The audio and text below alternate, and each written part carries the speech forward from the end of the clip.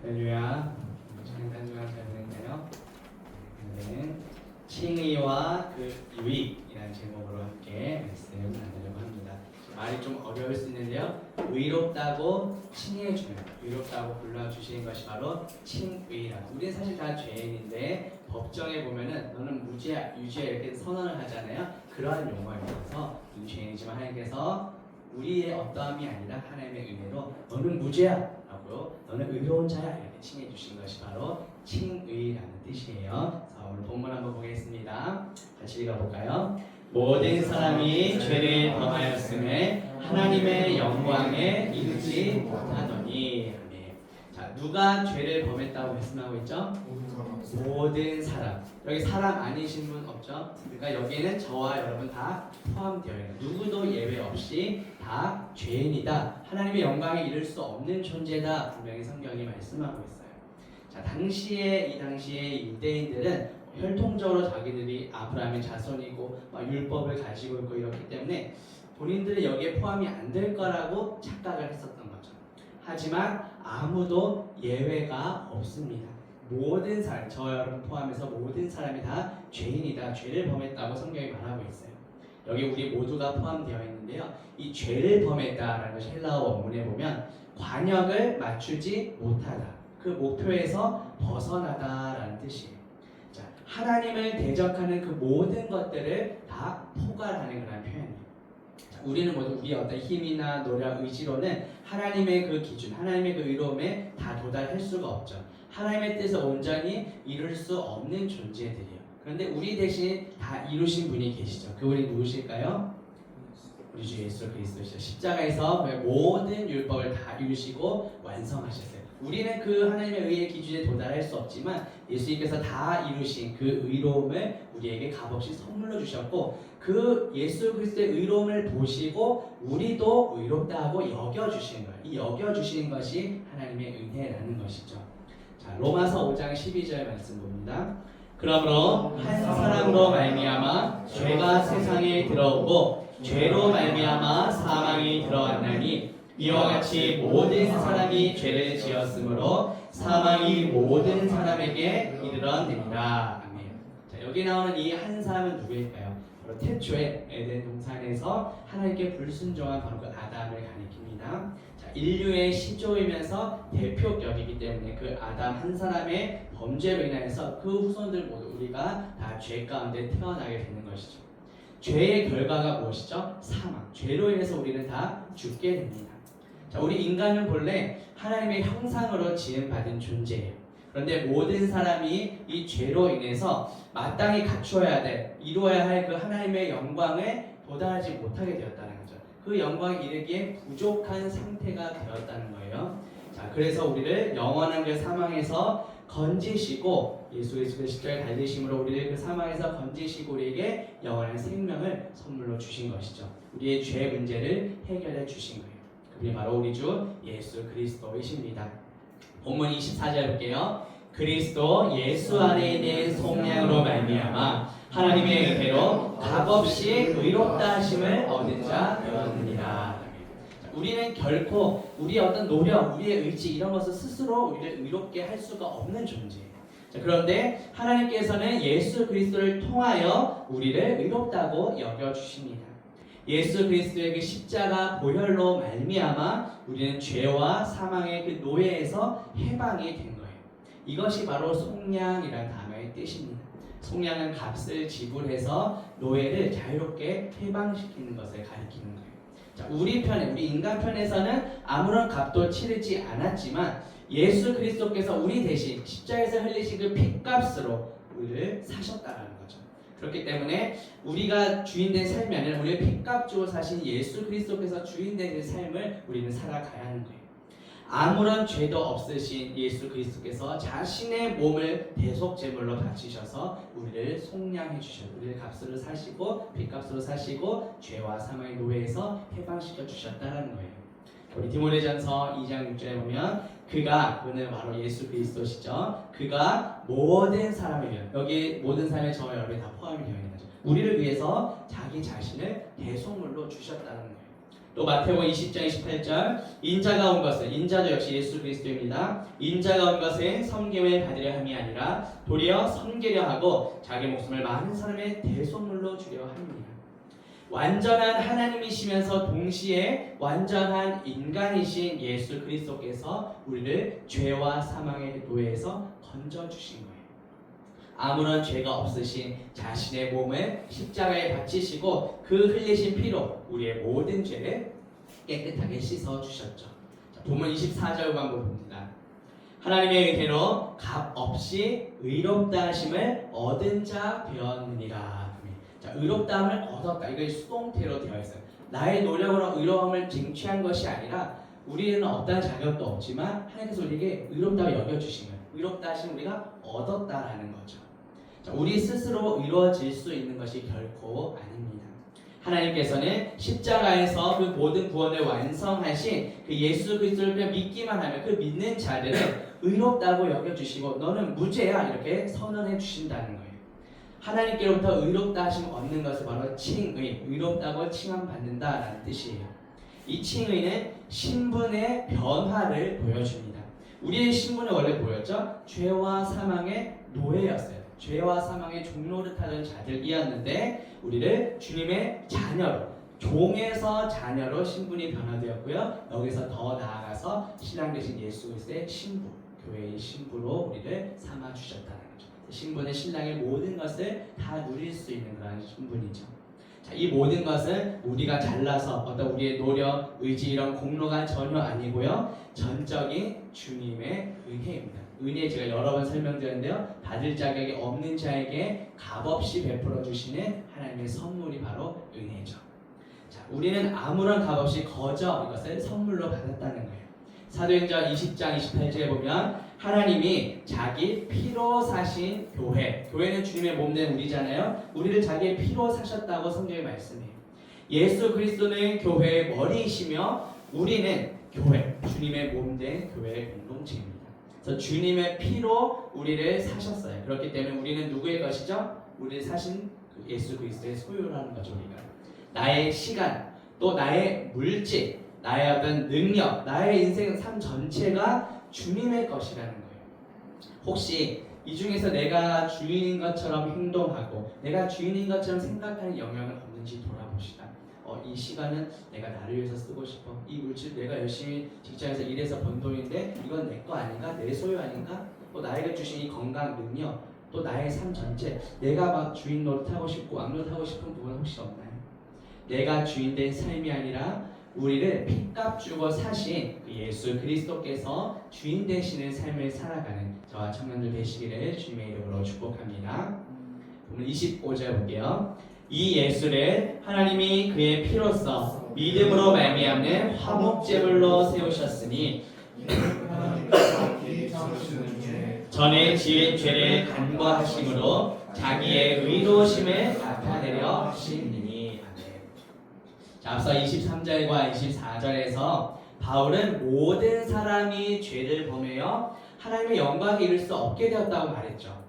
자, 예수 그리스도의 십자가 공로로 인하여 우리 모두 의롭다 하심을 얻게 되었다는 말씀을 우리가 나눴습니다. 자, 그리고 이것을 가리켜서 칭의, 의롭다고 칭한다라는 거죠. 자, 25절은 예수 그리스도를 믿는 자에게 왜 이러한 칭의, 의롭다 하심이 주어지는지에 대해 말씀하는 거예요. 자, 예수 그리스도를 믿는 우리가 의롭다함을 얻는 이유가 무엇일까요? 하나님께서 예수 그리스도를 화목 제물로 삼으셨기 때문이에요.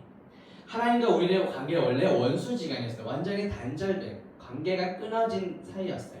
자, 그런데 예수 그리스도께서 이 십자가에서 화목 제물, 자기를 제물로 바치셔서 하나님과 우리 사이의 관계를 회복시켜 주시고 화목하게 해주셨어요. 이것이 샬롬이라는 겁니다. 진정한 평화.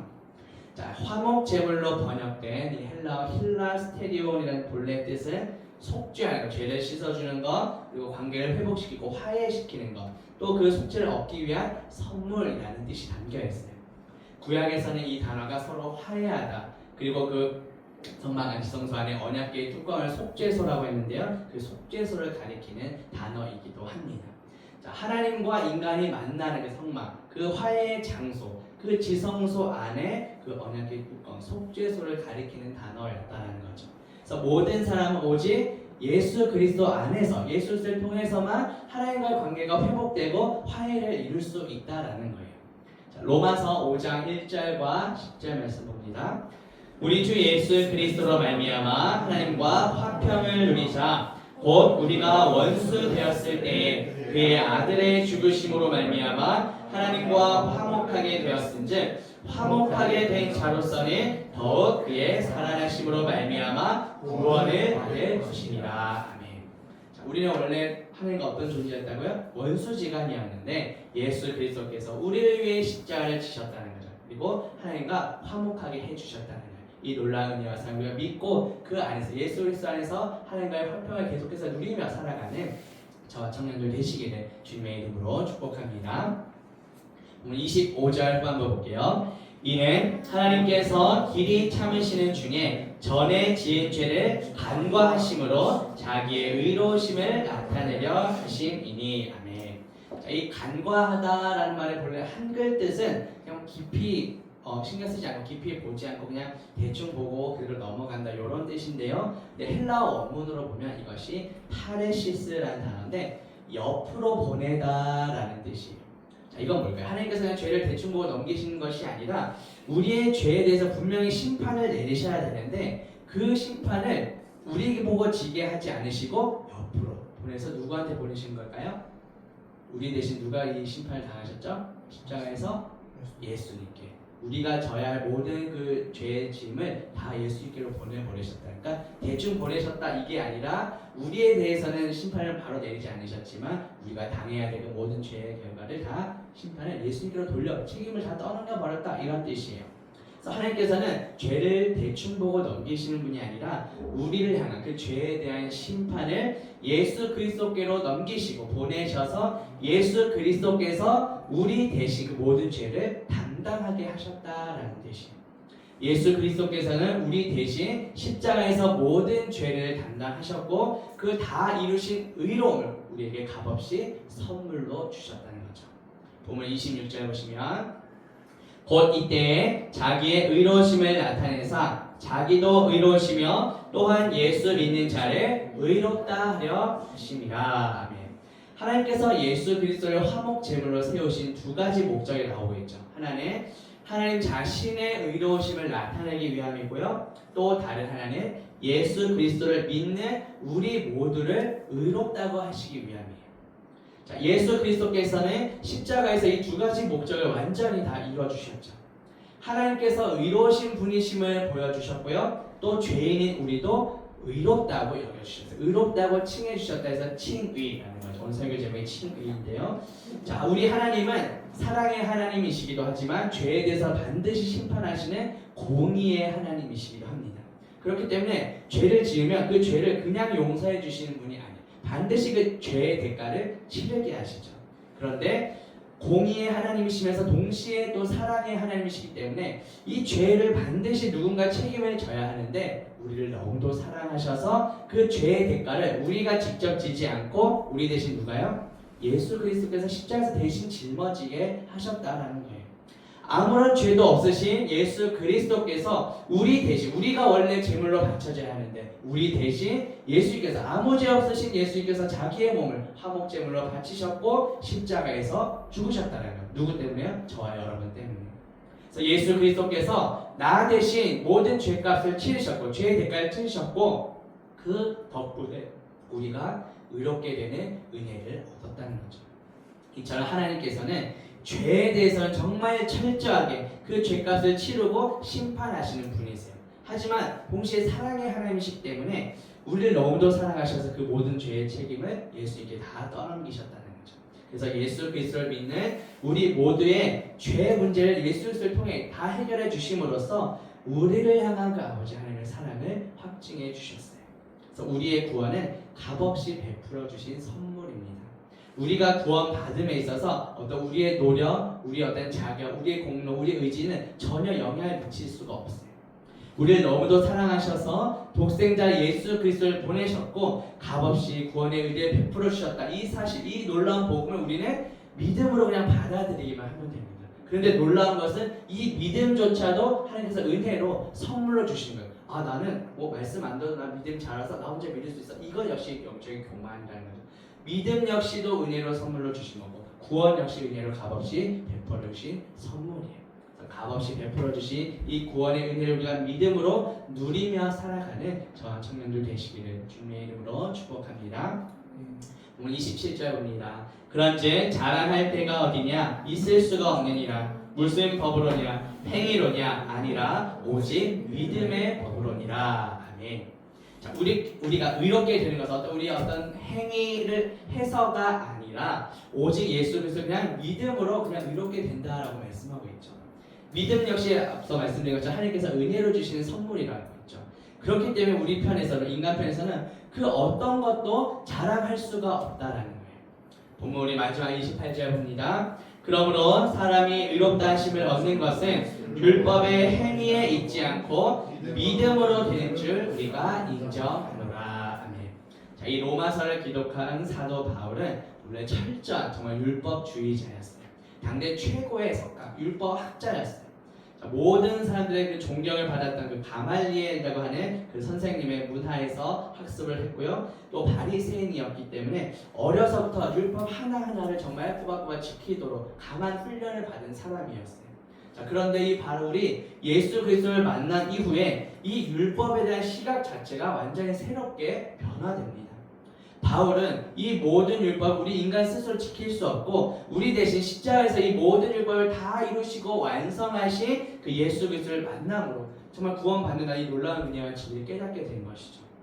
그래서 사람이 의롭게 되는 것은 어떤 우리가 율법을 지키는 어떤 이 행위 때문이 아니라 이것을 다 이루신 예수 그리스도를 믿는 믿음으로 얻는 것이다. 이렇게 분명히 말씀하는 거예요.